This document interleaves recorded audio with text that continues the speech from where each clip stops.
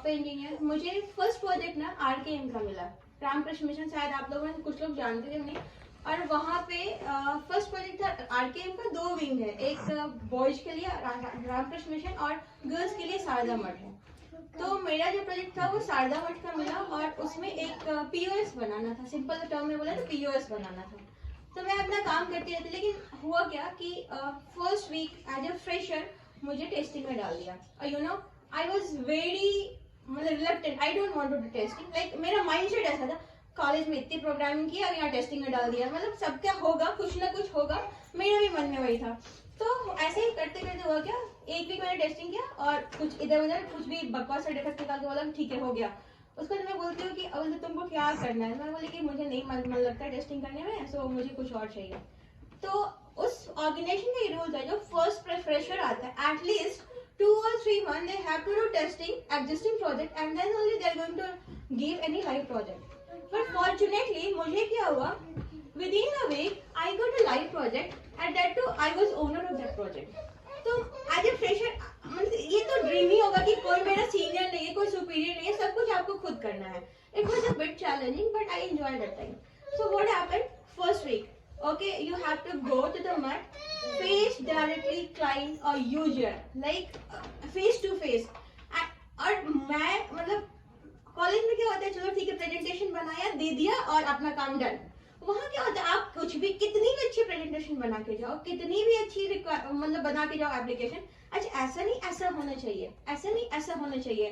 तो 1-2 वीक तो मुझे लगा मैंने बहुत गलती किया, लगता है मेरा लाइफ तो बहुत अच्छा जा रहा था टेस्टिंग करके, मैं बहुत गलती की कि मैं बोली कि मुझे डेवलपमेंट का प्रोजेक्ट चाहिए। ऐसे ही चलता रहा।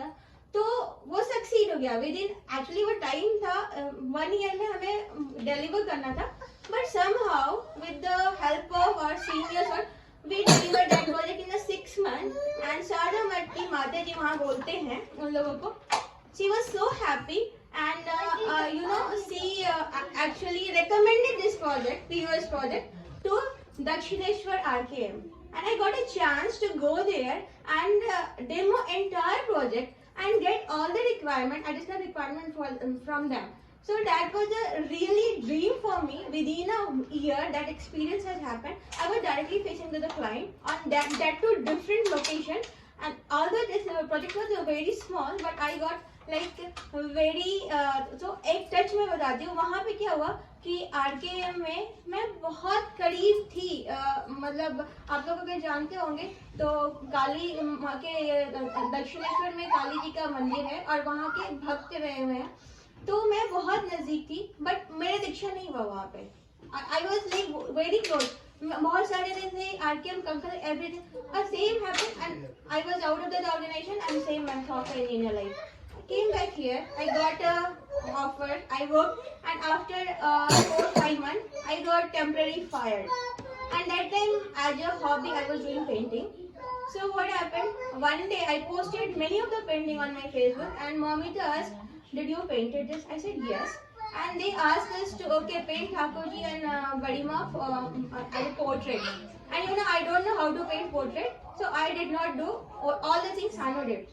And I only painted with the color. And somehow that was the way of getting Diksha for us. तो क्या होता है उसके बाद जब हम लोग का दीक्षा होने वाला था तो भी मैं बहुत ज्यादा कंफ्यूज थी कि मैं इस गुरु को अपनाऊं या फिर मेरी मदर इन लॉ मानते उनको अपनाऊं या फिर मेरे पापा मम्मी मानते उनको अपनाऊं। तो इसमें क्या हुआ, ऑलमोस्ट संजीव दा कहीं नहीं आ सकते हैं, मतलब कुछ ऐसा वैसा हो रहा था और सानू जो थे वो पूरे डेडिकेटेड थे, उनको लेना है। मेरे मन में ये डाउट था तो इसमें क्या हुआ 2 वीक डिले हुआ। ये हम लोग बाकायदा मॉर्निंग प्रेयर इवनिंग प्रेयर सब कुछ करते थे। सुबह उठ के प्रेयर करके मैं सोफा पे ऐसे लेटी थी और मुझे सपने में ठाकुर जी दिखाई दिए, बट मैं कभी भी वो इमेजिन नहीं, मेरे पास बहुत छोटा सा बस क्षणिक था, 1 सेकंड 2 सेकंड का था और फिर मुझे लगा कि कोई चमत्कार हुआ। मैं फिर से आंख बंद की कि मुझे कहीं से दिख जाए, लेकिन वो झलक आज तक मुझे कभी भी नहीं दिखाई दिया।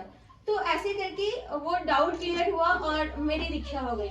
रिसेंटली जब हमने इन्विटेशन भेज दिया था सबको कि हम सत्संग करेंगे अपने घर में, और जिस दिन हम बात कर रहे कि सत्संग करना है, उस दिन रात में मतलब मेरे ड्रीम में मैं देख रही हूँ मैं सत्संग में कहीं हूँ और वहाँ आचार्य देव है। सब लोग आचार्य देव से मिलने के लिए जनरली लाइन लगा के खड़े होते हैं कि मेरी मुलाकात हो गई, मेरा कुछ सुन ले। और मैं इतनी निश्चिंत हूँ, मैं आराम से तुलसी पत्ता लेने गई हूँ क्योंकि भंडारा के इसमें तुलसी पत्ता डालना है। तो समहाउ ये जो सत्संग आज हो रहा है मेरे घर में, उसके फेवर में ठाकुर जी भी और आचार्य जी भी हमें फोर्स कर रहे थे कि तुम करो, लेकिन हम कर नहीं पा रहे थे बिकॉज ऑफ जगह का कंस्ट्रेंट है, ये है वो। तो मैं इतना ही बोल के अभी ये तृप्ति हो गया कि अब सब लोग टायर्ड हो गए, बच्चे जो बोलते रहेंगे तो खत्म नहीं होगा। जय गुरु सभी को।